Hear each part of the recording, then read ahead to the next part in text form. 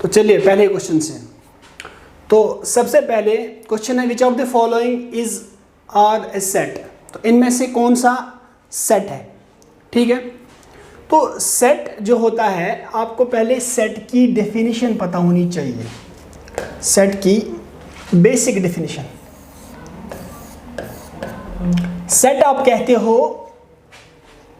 Set is A well defined collection of objects. यहां पे एक चीज मैंने बताया, वेल डिफाइंड, वेल डिफाइंड, ये बात यानी आपको ध्यान में रखनी है। अब आप किसी चीज का भी सेट बना सकते हो। जैसे पहला यहां पर लिखा है the collection of all months of a year beginning with letter J. क्या ये वेल डिफाइंड है? क्या ये वेल डिफाइंड है? तो आप देख सकते हो, अगर मैं एक नाम लूँ इसका ए और फिर मैं लिख लूँ ये सारे वो लेटर्स, वो मंथ्स जो लेटर जे से स्टार्ट होते हैं, तो कौन कौन सा लेटर है, कौन कौन सा मंथ है, जनवरी है, जुलाई है, जून है, तो इसका हम एक सेट बना सकते हैं। अब यहाँ पर मैं साथ साथ में आपको सेट की जो नोटेशन है वो भी समझाता हूँ। सेट को हम ऐसे करली ब्रेसेस में लिखते हैं और बीच में जितने सारे ऑब्जेक्ट्स हमने लिखने होंगे, जैसे मैं ये लिखता हूँ जनवरी, फिर जुलाई और इस तरह से जून। तो ये एक वेल डिफाइंड कलेक्शन है, ये हम डिफाइन कर पा रहे हैं। तो यहां पर हम कह सकते हैं कि इसका ऑप्शन नंबर ए हमारा सेट है, ठीक है। उसके बाद option number B, collection of 10 most talented writers of India. Hindustan के जो 10 सबसे ज़्यादा सबसे टैलेंटेड राइटर्स, उनका सेट। तो क्या हम कह सकते हैं क्या ये वेल डिफाइंड है? ये वेल डिफाइंड नहीं है। क्यों? क्योंकि डिफरेंट लोगों का डिफरेंट पर्सपेक्टिव होता है। कुछ लोगों के नज़दीक कोई 10 आदमी जो है वो अच्छे राइटर कहलाएंगे, और कुछ आदमियों के सामने, कुछ लोगों के सामने कुछ और 10 लोग जो है अच्छे राइटर कहलाए जाएंगे। तो ये वेल डिफाइंड नहीं है। हाँ, अगर ऐसा लिखा होता the collection of 10 most talented writers of India according to, या as per somebody, as per this book, as per this journal, तो उस वक्त हम कह सकते हैं कि उसके हिसाब से, तो ये उस वक्त वेल डिफाइंड था। ये वेल डिफाइंड नहीं है, ठीक है। The collection of all natural numbers less than 100। Collection of all natural numbers, आपको पता है हम सेट एन इसका नाम रखते हैं, सेट ऑफ, बल्कि हम स्टैंडर्ड बुक्स में भी देखेंगे तो एन से ही डिनोट करते हैं। तो अगर नेचुरल नंबर्स आपको पता है कहाँ से स्टार्ट होते हैं, 1 से लेकर आगे आगे, और इस वक्त ये बताया गया है कहाँ तक, लेस देन 100, दैट मीन्स 99 तक। तो ये एक वेल डिफाइंड सेट कहलाया जाएगा। सो इसका मतलब ये भी सेट है ये भी सेट है। उसके बाद a team of 11 best cricket batsman of the world. अगर ऐसा होता बेस्ट क्रिकेट बैट्समैन, तो हम नहीं कह पाते क्योंकि वेल डिफाइंड नहीं था। लेकिन इस केस में ये बताया गया है it's as per ICC 2021 ranking. तो उसकी रैंकिंग के हिसाब से हम कह सकते हैं कि कौन 10 बैट्समैन, कौन सी जो है क्रिकेट बैट्समैन सबसे बेस्ट है, तो हम, या कौन सी टीम बेस्ट है, सॉरी, कौन सी टीम बेस्ट है। तो इसका मतलब ये भी एक वेल डिफाइंड सेट बनेगा। तो ये भी सेट है। असल में ये होना चाहिए था विच of the following is not a set. तो ये 3 ऑप्शन सेट है और ये वाला सेट नहीं है।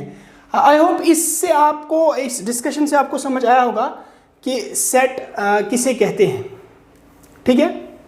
और सेट ऐसा अगर आपसे क्वेश्चन पूछा जाएगा आगे, तो जब भी ऐसा लिखा हो ना मोस्ट, हाईएस्ट, बिगेस्ट, और फिर डायरेक्ट लिखा हो, ये ना बताया हो कि किसके पर्सपेक्टिव से, तो उस वक्त आप सीधे लिखा करना, सीधे आप दिया करना कि ये सेट नहीं है। और अगर ये दिया गया हो किसके रेस्पेक्ट में, उस वक्त आप कह सकते हो कि ये वेल डिफाइंड है।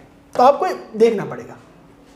अब यहाँ पर दूसरा, विच of the following is a finite set. Question number 2 है कि इनमें से कौन सा सेट फिनाइट सेट है। इससे पहले कि मैं ये बताऊं कि इनमें से कौन फिनाइट सेट है, तो हम सेट की 2 फॉर्म्स पढ़ते हैं कि कैसे हम सेट को डिफाइन करते हैं, कैसे हम सेट को लिखते हैं। तो सबसे पहला जो हमारा होता है वो रोस्टर फॉर्म। वो रोस्टर फॉर्म डायरेक्टली हम वो एलिमेंट्स लिखते हैं 1 2 3 4 dash dash dash dash dash. तो ये इस तरह से हमारा एक सेट बिल्डर फॉर्म कहलाता है, सॉरी रोस्टर फॉर्म कहलाता है। उसके बाद ये है रोस्टर फॉर्म, रोस्टर। और उसके बाद दूसरा जो फॉर्म है वो है set builder form, set builder form, set builder form. Set builder form में जब हम सेट को डिफाइन करते हैं तो हम सेट को कुछ इस तरह से लिखते हैं। यहां पर आप देखो, इसको मैं रीड करूंगा, सेट बी है, इसको हम ऐसे रीड करते हैं x, उसके बाद 2 डॉट्स यहां पर आप देख रहे होंगे, x सच दैट, इसको हम पढ़ते हैं x such that x is equal to n square, x such that x is equal to n square, where n belongs to, इसको हम इस नोटेशन को, ये कुछ चीजें आपको साथ साथ याद रखनी है, इसको हम पढ़ेंगे बिलोंग्स टू, बिलोंग्स टू, ठीक, where n belongs to natural. तो मैंने x को डिफाइन किया, यानी जितने एलिमेंट सेट के अंदर है उनको मैंने कैसे डिफाइन किया, उनको मैंने इस टर्म से जो मैंने यहाँ पर डिफाइन किया, डिफिनेशन बता दी, ऐसे मैंने इसको डिफाइन किया। मैंने डायरेक्टली एलिमेंट्स नहीं लिखे, मैंने एक डिफाइन किया, इसको हम सेट बिल्डर फॉर्म कहते हैं, ठीक है। अब मैं सारों को रोस्टर फॉर्म में लाऊंगा और उसके बाद देखूंगा इनमें से कौन सा फिनाइट है और कौन सा इनफिनाइट है। फिनाइट वो सेट होते हैं जो जितने भी उसके अंदर जो एलिमेंट्स होते हैं वो काउंट किए जा सकते हो, और इनफिनाइट सेट्स वो जिनके अंदर जो एलिमेंट्स होते हैं वो काउंट नहीं किए जा सकते, वो इन्फिनिटी तक जाते होंगे। तो पहला जो है इनफिनाइट सेट है, पहला इनफिनाइट सेट है। इसका मतलब, क्योंकि हमने डैश डैश डैश डैश लिखा, इसका मतलब ये आगे तक बहुत तक है, इसका कोई अंत नहीं हमने बताया है। उसके बाद यहाँ पे ऑप्शन नंबर बी देखते हैं, b is equal to x such that x is equal to n square, x such that x is equal to n square. तो ये भी हमारे पास, अब देखिए इस n के अंदर क्या डालना, हमने इस n के अंदर नेचुरल नंबर डालना है, x is equal to n square. जब मैं x को नेचुरल नंबर, हमें पता है नेचुरल नंबर का सेट होता है कुछ इस तरह से 1 2 3 dash dash dash up to infinity. अब x का वैल्यू जो होगा n स्क्वायर के बराबर है, यानी आपको पहले 1 स्क्वायर डालना है तो वो आ जाएगा 1, दूसरा एलिमेंट होगा इसका 2 स्क्वायर, क्योंकि n belongs to natural number, set of natural numbers, so यहाँ पर 2 का square that is equal to 4। उसके बाद x इज इक्वल टू 3 का स्क्वायर, तीसरा एलिमेंट 3 है, 3 का square and that is equal to 3 3 जार 9। तो हमारा कुछ जो सेट, अगर इसको रोस्टर फॉर्म में लिखा जाए, ये कुछ इस तरह से बनेगा 1 4 9। लेकिन हमें पता है, हमने ये नहीं कहा कि किससे कम, अगर हमने कोई इसको बाउंड दिया होता तो हम कह सकते थे कि किसी वैल्यू से कम, हमने कहा n बिलोंग्स टू नेचुरल, तो नेचुरल में इन्फिनिटी तक आएगा, तो इसका मतलब x का जो लास्ट वैल्यू है, अगर मैं इन्फिनिटी का स्क्वायर कर दूं वो फिर से इन्फिनिटी बन जाएगा, इसका मतलब ये भी इनफिनाइट सेट बन गया। So this is also an infinite set, ये भी फिनाइट सेट नहीं है। उसके बाद फिर से x सच दैट, फिर से है कौन सी फॉर्म, सेट बिल्डर फॉर्म। हाँ, आपको समझ आया होगा, सेट बिल्डर फॉर्म, ठीक है। इस सेट बिल्डर फॉर्म में हम देखते हैं फिर से तीसरा जो हमारा है, क्या बता रहा है कि सेट सी में क्या क्या चीजें आएंगी। इसको मैं रोस्टर फॉर्म में लिखता हूं, सेट सी में आएंगे x belongs to natural and x is a prime number, x belongs to natural, और साथ में ये बताया गया कि x जो है वो प्राइम नंबर है, सारे नेचुरल नंबर्स नहीं, प्राइम नंबर है। लेकिन हमें ये भी पता है कि प्राइम नंबर 2 से स्टार्ट होते हैं, 2 3 which are divisible by 1 and itself. हाँ, तो 5 आगे आगे आगे बहुत तक, और हमें ये भी इनफिनाइट सेट बनाएगा क्योंकि प्राइम नंबर्स भी इनफिनाइट प्राइम नंबर से आप आगे चलो चलते चलते चलते रहोगे तो इसका भी कोई अर्थ नहीं। इसका मतलब ये भी क्या बन गया, ये भी इनफिनाइट है, पहला भी इनफिनाइट। उसके बाद आखिरी ऑप्शन हमारा बचा हुआ है, आखिरी जो ऑप्शन है वो ये इसको भी समझना है। अच्छा, तो देखो ऑप्शन नंबर जो हमारा फोर्थ ऑप्शन है ये हमारा करेक्ट ऑप्शन है। अब इसको भी समझते हैं ये क्या है, सेट ब्यूटल फॉर्म में, और जब हम इसको रोस्टर फॉर्म में लिखेंगे तो कैसे लिखेंगे। तो ये बताता है x सच दैट, जो मैंने बताया था आपको ऐसे पढ़ना है, x सच दैट, ये चीज़ तो आपको पता होगी। अब जिसको नहीं पता तो उसके लिए मैं यहाँ पे लिख देता हूँ x इज ग्रेटर देन 3, जिसकी तरफ ये दो दांत होते हैं ना, जो ये दो साइड, तो ये ग्रेटर होता है, और लेस देन अगर नीचे और एक डाला होगा तो इसको हम कहते हैं लेस देन और इक्वल टू 10। समझ में आ रही है बात। x is greater than 3, x is greater than 3 नहीं होगा, 3 से ज़्यादा होगा, 3 से ज़्यादा होगा। तो ये कुछ इस तरह से बनेगा। अगर आप नंबर लाइन पे देखोगे, ये हमारा 3 अगर है तो ये 4 है, इस तरह से ये 5 है, और इस तरह से पहुँचते पहुँचते 10 को ये इंक्लूड करना है हमें। 10 को ये हमने क्या करना है, इंक्लूड करना है। क्यों इंक्लूड करना है, क्योंकि ये बताता है x इज लेस देन और इक्वल टू 10, सो x इसको हम इंक्लूड कर रहे हैं, मैं ग्रीन से दिखा रहा हूँ, और यहाँ से 4 से इंक्लूड कर रहे हैं। तो इसके बीचों बीच जो कुछ आता है वो हमें लिखना है। लेकिन साथ में ये भी बताया गया, साथ में ये डिफाइंड है कि x एक नेचुरल नंबर है। इसका मतलब वो इसके 5 और 4 के दरमियान का जो फ्रैक्शंस आते हैं वो नहीं लिखने हैं। खाली क्या क्या आएगा इसके अंदर, तो अगर इसका एक सेट बना दूं, सेट क्या है, सेट D, उसके अंदर क्या क्या आएगा, उसके अंदर आएगा 4, 5, 6, इस तरह से पहुँचते पहुँचते 10 तक। तो इन सब में से खाली कौन सा फिनाइट सेट था, खाली ये वाला सेट फिनाइट सेट है। तो ये प्रॉब्लम मैंने खुद बनाई है, ये इसलिए ताकि साथ साथ मैं ये भी डिस्क्राइब करूं कि कैसे क्या होता है, कैसे क्या नोटेशन होती है, साथ साथ हर एक चीज़ को नोट करते जाए और समझते जाए। अब हम आगे बढ़ते हैं नेक्स्ट क्वेश्चन पर। Question number 3। क्वेश्चन नंबर 3 क्या बताता है, which of the following statements is not correct, null set is subset of every set.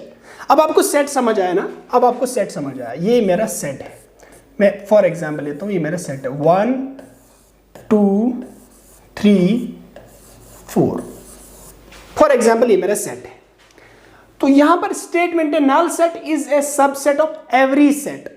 Lecture ऐसे मैं बता रहा हूं, ऐसे डिफाइन कर रहा हूं, साथ साथ वो चीजें पूरी डिफाइन हो जाए जो इसके अंदर है। समझ में आ रही है बात, डायरेक्टली आंसर नहीं बता रहा हूं, बल्कि एक एक चीज समझाने की कोशिश की जा रही है यहां पर। तो आप बिल्कुल फॉलो कीजिए और जो मैं बता रहा हूं उसको बड़े ध्यान से समझने की कोशिश कीजिए। तो null set is a subset of every set. जब आप एक सेट लिखते हो, ये मेरा एक सेट है, मैं एक सेट डिफाइन करता हूं, सेट बी। सेट बी के अंदर एलिमेंट्स है 3, 4। बात को समझना है। अब देखो, जो एलिमेंट्स ए सेट के अंदर है, ए सेट के अंदर वो 1 2 3 4 है, और बी के अंदर खाली 3 और 4 है। लेकिन एक बात हमने देखी कि ये 3 4 ऑलरेडी किसके अंदर थे, ए के अंदर थे। इसको हम कहते हैं सबसेट। अब ऐसे लिखते हैं इसको, B is subset of A। जब आप ये देखोगे ना तो आप कहोगे ये सबसेट है। समझ में आ रही है बात, एक एक चीज समझाऊंगा, ध्यान रखना पड़ेगा। लेकिन subset B is a subset of A। तो जब आप सबसेट बनाते हो, किसी भी सेट का सबसेट बनाते हो और सारे सबसेट्स अलग अलग लिखते हो, मैं और एक सबसेट लिख सकता हूं, मैं C इज इक्वल टू 1 भी लिख सकता हूं, ये भी मेरा सबसेट है। तो सबसेट लिखने वक्त जब मैं सारे सबसेट्स लिखता हूं, एक ऐसा सेट जिसके अंदर कुछ ना हो, जिसके अंदर कुछ ना हो, खाली सेट, उसको हम नल सेट कहते हैं। क्या कहते हैं, या तो इससे हम दिखाते हैं या तो इससे हम दिखाते हैं। तो कोई भी सबसेट, जितने सारे सबसेट्स सेट्स के होते हैं, किसी भी यूनिवर्सल सेट का होता है, यानी कोई एक सेट लिया आपने, फिर उसके सारे सबसेट्स बता दिए आपने, तो एक फाई सेट या नल सेट, वो सेट जिसके अंदर कुछ नहीं हो, वो भी इसका सबसेट होता है। समझ में आ रही है बात। तो इसका मतलब null set is a subset of every set. और दूसरी बात ये कि every set is subset to itself. हर कोई जो सेट होता है, यानी सेट ए है यहाँ पर, ये अपने आप का सबसेट होता है, अपने आप का सबसेट होता है। तो ये भी क्या है, करेक्ट है। यानी अगर मैं इसके सबसेट्स लिखना शुरू कर दूं तो मैं 1 2 3 4 भी एक सबसेट बताऊंगा। मैं ऐसे लिख सकता हूं, ए इज सबसेट ऑफ ए, ये खुद का सबसेट है। और उसके बाद option number 3, if A set has n elements it has 2 raised power n subsets. देखो मैंने कैसे डिजाइन किया, ये खुद डिजाइन किया है। इस तरह से एक एक पॉइंट आपको इनमें मिलेगा, आपको एक एक पॉइंट। आप कोई बुक उठा के देख लो, आपके सारे क्वेश्चंस बन जाएंगे। तो समझने की जरूरत है। तो अब आपको डायरेक्टली कभी पूछा जा सकता है, बताओ कि एक सेट के अंदर इतने एलिमेंट्स है, 5 एलिमेंट्स है, 4 एलिमेंट्स है, 2 एलिमेंट्स है, 3 एलिमेंट्स है, आप बताओ कि कितने सबसेट्स पॉसिबल है, कितने सबसेट्स बनेंगे। तो आप बताओगे 2 रेज्ड पावर n। यहां पर n क्या है, एलिमेंट्स। मतलब अगर एक सेट मैंने लिया, यहां पर एक लिया हुआ है पहले से, इसी पे देख लेते हैं। एक सेट है यहां पे a इज इक्वल टू 1 2 3 4। तो अगर आप देखना चाहते हो कि इसके कितने सबसेट्स हैं वो आप बना सकते हो, लेकिन अगर आप नंबर बताना चाहते हो कितने होंगे तो वो 2 रेज़्ड पावर 4 होंगे। वो कितना आएगा, 16 आएगा। वो समझ में आ रही है बात।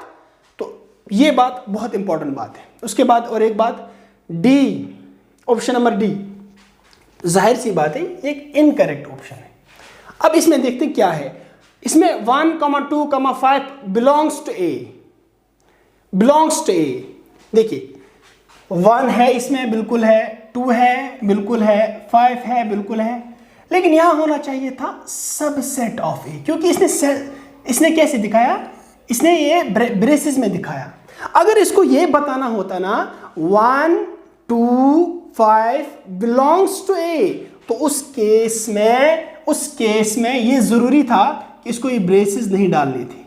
समझ में आ रही है बात। अगर इसको बताना है कि 1 बिलोंग करता है इस सेट को, 1 बिलोंग करता है, एक हुआ सबसेट होना, सबसेट ऐसे बनाते हैं, ये सबसेट है, हमने सबसेट, तो यहां पर सबसेट आएगा। लेकिन इसने क्या बताया, बिलोंग्स टू। एक एक चीज समझा रहा हूं मैं। इसने कहा 1 2 3 बिलोंग्स टू, या 1 2 5 बिलोंग्स टू, इसको लिखना था इस तरह से, दिस बिलोंग्स टू ए। ये एक्सेप्टेबल था। लेकिन जब इसने ब्रेसेस डाल दिए तो ये सेट कहलाया गया। वैसे ये जब ये ब्रेसेस नहीं डाले थे तो एलिमेंट्स की बात कर रहा, अलग अलग एलिमेंट की बात कर रहा था। तो ये बात बहुत इंपॉर्टेंट। तो ये ऑप्शन नंबर सी इनकरेक्ट है। चलते हैं क्वेश्चन नंबर 4 पे। क्वेश्चन नंबर 4, हाँ, which of the following is power set of A is equal to 1 2। अब यहां पे एक और चीज आ गई, पावर सेट। क्या, पावर सेट। तो क्या बताया गया है कि एक सेट दिया गया है ए, एक सेट दिया गया है ए 1 2। आपको बताना है कि जो पावर सेट है इनमें से कौन सा पावर सेट है। तो इसमें इसके लिए आपको समझना पड़ेगा पावर सेट कौन होता है। पावर सेट एक सेट होता है, एक सेट होता है जिसमें हम उस सेट के सारे सबसेट्स को मिलाकर लिख देते हैं। समझिए बात को। अगर 1 2 है एक सेट, तो इसके सारे सबसेट्स अगर हम लिखना चाहें, इसके सारे सबसेट्स, मैं यहां लिखता हूं सबसेट्स, इसके सारे सबसेट्स, इसका एक सबसेट आएगा 1, ये सेट है, एलिमेंट नहीं है। एक आएगा 2, एक आ गया 1 2, यानी एक खुद, और एक आ गया 5। 4 आने चाहिए थे क्योंकि 2 टू द पावर n, 2 2 जार 4, आ गए 4। अब जब आप इन चारों को एक सेट में रखते हो, इन चारों सेट्स को एक और सेट में रखते हो, उस सेट को हम पावर सेट कहते हैं। तो अब बताओ इन चारों में ये चारों कहां पर रखे गए हैं। तो यहां पर देखो ऑप्शन नंबर सी में 5 1, ये भी ब्रेसेस में, 2 भी ब्रेसेस में, 3, ये सारे सेट्स है और ये खुद एक सेट के अंदर है, तो ये पावर सेट कहलाता है। आगे चलते हैं क्वेश्चन नंबर 5 पे। तो मैं सारी चीजों को कवर कर रहा हूं। अब ऑपरेशन ऑफ सेट्स पे चलते हैं। ऑपरेशन ऑफ सेट्स, तो आपके ऑपरेशन जो होते हैं उसमें यूनियन होता है, इंटरसेक्शन होता है, आप कोई पीएचडी नहीं कर रहे हो कि आपको बड़ी बड़ी जो प्रॉपर्टीज खोल खोल के बता दी जाएगी, ये बेसिक बेसिक चीज़ें आपसे पूछी जाएगी। आप ये बेसिक कर लोगे, सारे मार्क्स आप जो है गेन कर पाओगे। तो विच of the following operation on sets is not correct for ABC दिया गया है, आपको बताना इनमें से कौन सा इनकरेक्ट है, यानी नॉट करेक्ट। तो पहला क्या है, ए दिया है, बी दिया है, सी दिया है। पहला बताया गया है A union B, A union B. बताओ, देखो यूनियन में क्या करते हैं, इसको यूनियन कहते हैं। क्या कहते हैं? यूनियन। मैं लिख रहा हूं यहां पर यूनियन। यूनियन क्या होता है, एक सेट है मेरे पास और दूसरा सेट है मेरे पास, सेट ए और सेट बी। ठीक है, मैं क्या करता हूं काम, मैं इस सेट ए के सारे एलिमेंट्स को लिखूंगा और सेट बी के सारे एलिमेंट्स को लिखूंगा, और जो इनके दरमियान कॉमन एलिमेंट्स हैं, जो इनके दरमियान कॉमन एलिमेंट्स हैं, उनको एक ही बार लिखूंगा। तो उसको हम यूनियन कहते हैं। अब देखो 1 2 3 4 है, बी क्या है 3 4 5 6। अब बता रहा है A union B is equal to, अब देखो इसमें पहले में क्या क्या था 1 2 3 4, अब बी की ओर देखो 3 4 5 6। अब बताओ कॉमन एलिमेंट्स कौन कौन से इसमें, 3 और 4। ठीक है, ए भी ले लो, ए के भी एलिमेंट्स लिख लो, ए के भी लिख लो 1 2, जो उनके अंदर कॉमन है वो भी लिख लो 3 4, और फिर बी के भी लिख लो। तो इसका मतलब ये करेक्ट है, ये करेक्ट है। उसके बाद बी इंटरसेक्शन सी। अब दूसरा क्या आ गया, इंटरसेक्शन। इंटरसेक्शन, इंटरसेक्शन मीन्स कि ये हम ऐसे भी समझ पाते हैं, इंटरसेक्ट कर रहे हैं। इंटरसेक्शन मीन्स खाली वो एलिमेंट्स ले लो जो दोनों सेट्स में कॉमन हो। क्या हो? कॉमन हो।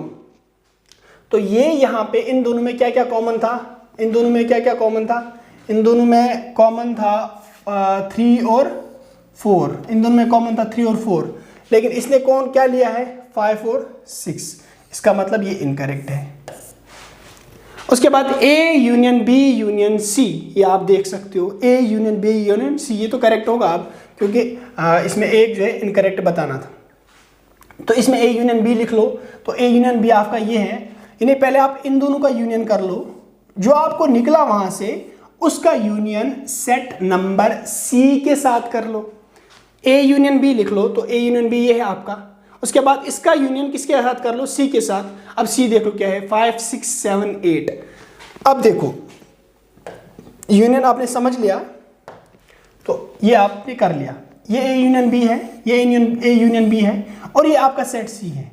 ए यूनियन बी का पहले सारा लिख लो 1 2 3 4, इनके दरमियान जो कॉमन है यानी 5 और 6, यानी 5 और 6 वो एक बार लिख लो 1 2 3 4। उसके बाद उनके दरमियान जो कॉमन है वो एक बार लिख लो। उसके बाद 7 और 8, तो ये भी क्या है, करेक्ट है। और उसके बाद नन ऑफ दीज, तो ये भी इनकरेक्ट ऑप्शन ही है। खैर जो है ये इनकरेक्ट ऑप्शन है, क्योंकि एक तो है इनमें से जो है जो इनकरेक्ट है, तो वो ये वाला है।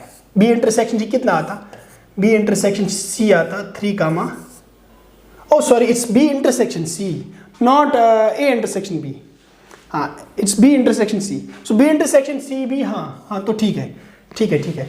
बी इंटरसेक्शन सी 5,6 है, तो यहाँ पे आप देख लो 5,6 है। इन दोनों में कॉमन क्या है, इसमें 3 4 5 6 एलिमेंट्स है। सी में कौन कौन से एलिमेंट्स है 5 6 7 8। तो हाँ बी मैंने सोच लिया था ये ए इंटरसेक्शन बी है, नहीं ये बी इंटरसेक्शन सी है, तो ये 5 6 ये करेक्ट है इसका इंटरसेक्शन। इसका मतलब इसमें से कोई भी इनकरेक्ट नहीं है, इसलिए नन ऑफ दिस। ठीक है, तो ऊपर चलते हैं क्वेश्चन नंबर 6 पे। अब और एक ऑपरेशन की बात करते हैं यहाँ पे, वो कौन सा है, difference of sets. Difference of sets देखो बहुत इजी है डिफरेंस समझना। मैंने 2 सेट्स लिए, ए इज इक्वल टू 1 2 3 4 और दूसरा 3 4 5 6 है बी। तो डिफरेंस में क्या करना है, बहुत अच्छे से याद रखना, इंटरसेक्शन और डिफरेंस में कंफ्यूज नहीं होना। इंटरसेक्शन और डिफरेंस में कंफ्यूज नहीं होना। आप देख लो यहां पर 1 2 3 4 है, 1 2 3 4, और यहां पर 3 4 5 6। तो ये बोल रहा है a माइनस बी, फिर से बोलो विच of the following is correct. इनमें बताना है करेक्ट कौन सा है। a माइनस बी, इसमें क्या करना है आपको, आप सेट ए की तरफ देखो, पहला कौन है, ए है ना, पहला ए है ना, तो सेट ए की तरफ देख लो और फिर सेट बी की ओर नजर दौड़ाओ। ए सेट में और फिर बी सेट में जो जो कॉमन है वो ए सेट से कम कर लो, वो ए सेट से कम कर लो। आप ए में माइनस कर रहे हो ना, तो कौन कौन सा कॉमन है, 3,4, मैंने वो कम किया तो वहां क्या बचा 1,2, तो ये करेक्ट है, ये करेक्ट है। ठीक है, अब b माइनस ए, क्या a माइनस बी, देखो a इंटरसेक्शन b या b इंटरसेक्शन a, ये एक ही बात होती है, ये एक ही बात होती है। लेकिन a माइनस बी और b माइनस ए एक ही बात नहीं होती। आप अगर देख लोगे, अगर b माइनस ए कर लोगे, अगर आप b माइनस ए कर लोगे तो आंसर आएगा, आप b की ओर नजर दौड़ाओ, फिर a की ओर नजर दौड़ाओ, फिर देखो b तो b है, ठीक है ना, फिर b में से वो वाले काम कर लो जो a में मौजूद है, b में से वो वाले काम कर लो। पहले आप b लिख लो सारा, आपको ये समझ आएगा। पहले ये b सारा लिख लो, अब लिख लिया अभी, अब a की तरफ नजर दौड़ाओ, 1 2 3 4, अब इसमें और इसमें कौन कौन सा कॉमन है, 3 4, तो इसको काटो, तो ये b माइनस ए होगा। क्या b माइनस ए माइनस बी के बराबर है, नहीं है, तो ये इनकरेक्ट है। तो ये भी ऑप्शन क्या हो गए, इनकरेक्ट है। तो यहां पर मैं यही आपको समझाना चाहता था कि कैसे हम डिफरेंस बिटवीन टू सेट्स करते हैं, ठीक है ना। तो आगे बढ़ते हैं। अच्छा, एक और कॉन्सेप्ट यहां पर इंपॉर्टेंट था, बल्कि जो पिछले कॉन्सेप्ट में, उन सेट्स को, क्योंकि आपसे पूछा जा सकता है अगर कुछ दो सेट्स हैं जिनमें कोई भी चीज इंटरसेक्शन नहीं है, कोई भी कॉमन नहीं है, अगर एक set for example A set है 1 2 3 4 और दूसरा सेट है 5 6 7 8, अगर इनमें कोई भी कॉमन नहीं है, अगर A intersection B is equal to क्या आ जाएगा, 5 आ जाएगा। 5 सेट मीन्स कुछ भी नहीं आएगा क्योंकि इनमें कुछ कॉमन ही नहीं है। तो अगर कुछ कॉमन नहीं है तो इस टाइप ऑफ सेट को हम, इसको कहते हैं हम डिसजॉइंट सेट्स। क्या कहते हैं, डिसजॉइंट। ये आपको डायरेक्ट पूछा जा सकता है, disjoint which are the following, what do you mean by disjoint set, यहाँ what is a disjoint set, फिर आपको दिया जाएगा A intersection B is equal to 5, this is the disjoint set. Okay, तो यहाँ पे फिर से जो है हम आगे बढ़ते हैं नेक्स्ट क्वेश्चन की ओर।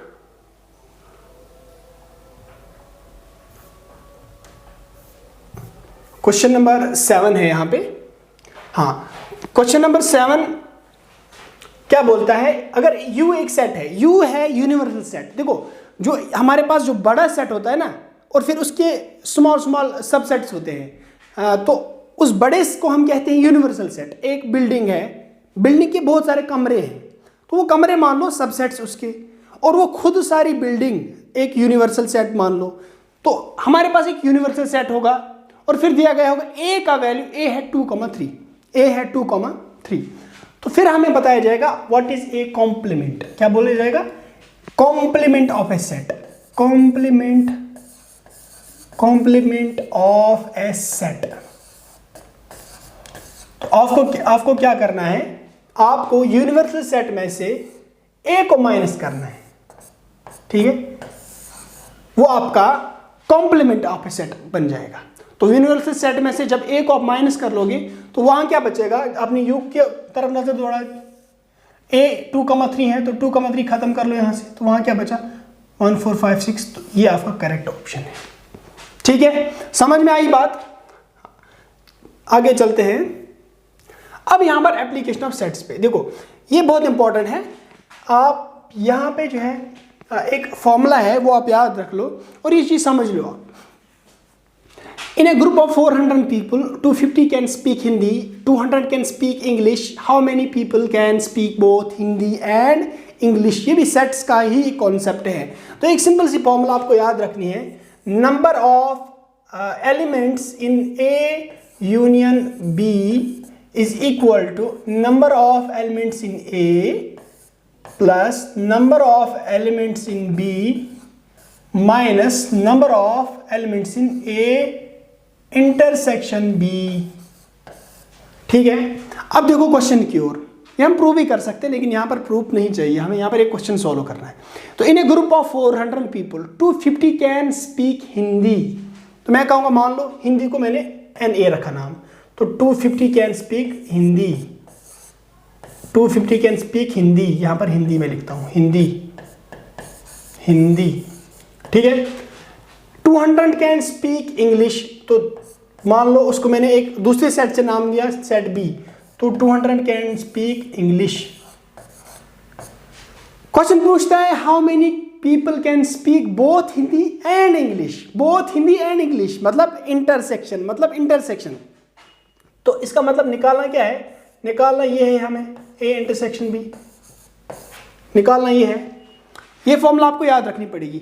और ये बताया गया है कितने पीपल है, टोटल 400 बंदे हैं, 400 बंदे हैं, तो इसका मतलब वो यूनियन कहलाया जाएगा, वो यूनियन का ही कहलाया जाएगा। तो जब भी आप ऐसा देखोगे in a committee of 100 people in a group of, तो जो यहाँ पर दिया गया ना in a group of people, वही हमारा यूनियन कहलाया जाएगा, क्योंकि उसमें सारा समेटा जाता है ना, यूनियन सबको लेता है, तो यूनियन A को भी लेता है, B को भी लेता है, और उन दोनों का जो कॉमन होता है, इंग्लिश वालों को भी लेगा, हिंदी वालों को भी लेगा, और उन दोनों में जो कॉमन है उसको भी लेगा, तो वो टोटल लेगा।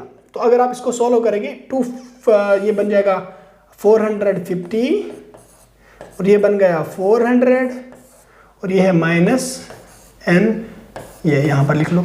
अब जब इसको यहाँ ले जाओगे या इसको इधर ले लो, इसको इधर ले लो, तो आपका आंसर आ जाएगा n of A intersection B इसके बराबर 50 के बराबर, 450 - 400। समझ में आई बात? हाँ, आगे बढ़ते हैं। इन ए कमिटी, फिर से ये क्वेश्चन एक है, इन ए कमिटी, हाँ, in a committee 50 people can speak French, 20 speak Spanish and 10 speak both Spanish and French. ठीक है, तो यहाँ पे इंटरसेक्शन वाला जो दिया गया है, तो मैं लिखूंगा n of people can speak French plus number of people that speak Spanish, और फिर number of minus number of people who can speak both French and Spanish, तो इनका intersection is equal to NF union S। तो उसके बाद बताया जाता है how many speak at least one of these two languages, how many can speak one of these two language, इसका मतलब ये सारे लोगों की बात कर रहा है। तो क्वेश्चन वही है, थोड़ा सा उल्टा है, यहाँ पर ऑल नहीं है, यहाँ पर बोल रहा है कि इनमें से कम एक जो है कोई ना कोई लैंग्वेज बोलता है, ठीक है, कोई ना कोई एक लैंग्वेज बोलता है, इसका मतलब कोई ना कोई तो कोई बोलता है, लेकिन जो इनका जो कॉमन पार्ट है उसको माइनस कर लेते हैं, बाकी दोनों को ऐड कर लेते हैं। बात समझ रहे हो? मैंने ऐड करूंगा किसका, यानी इसको सिंपल फॉर्मूला ये निकालना हमने यहाँ पे, ये फ्रेंच है, तो फ्रेंच की कितने हैं स्ट्रेंथ 50 प्लस इसकी स्ट्रेंथ कितनी है 20, और माइनस दोनों की स्ट्रेंथ क्या है, ये है। तो जब मैंने दोनों की स्ट्रेंथ माइनस की, कॉमन की, तो वहाँ पर आएगा 50 + 20 - 10 हो जाएगा 60, 70 माइनस, उसका ऑप्शन नंबर ए आंसर है। तो यहाँ समझाना ये था कि आपको कभी कभी इस तरह से जो है क्वेश्चन दिया जा सकता है, थोड़ा सा जो है डिविएटेड फॉर्म में, इससे बढ़कर कोई कॉम्प्लेक्स क्वेश्चन नहीं पूछा जाएगा। ठीक है, तो ये यहाँ तक काफ़ी है, इसमें हमारा आपका सारा कवर हो चुका है पहले से। अब कुछ जो है होमवर्क प्रॉब्लम्स है, या आप लिख लो या आप स्क्रीनशॉट ले लो, और उसके बाद आप कमेंट सेक्शन में बताना हर एक का आंसर क्या है। मैं उम्मीद करता हूँ कि ये सारे आप खुद कर सकते हो। यहाँ पर एक कॉन्सेप्ट और मैं बताना चाहता हूँ, अगर आपको कभी पूछा जाए, यहाँ पर एक क्वेश्चन है वैसा, इसलिए मैं बोल रहा हूँ, अगर आपको बताया जाए बताओ कोई प्रॉपर सबसेट्स कितने होंगे, प्रॉपर सबसेट्स कितने होंगे, ठीक है, प्रॉपर सबसेट, एक और टोटल सबसेट्स, दूसरा प्रॉपर सबसेट्स। तो प्रॉपर में नल सेट का क्या कर लोगे, माइनस कर लोगे, तो वो हो जाएगा 2n - 1 प्रॉपर सबसेट्स।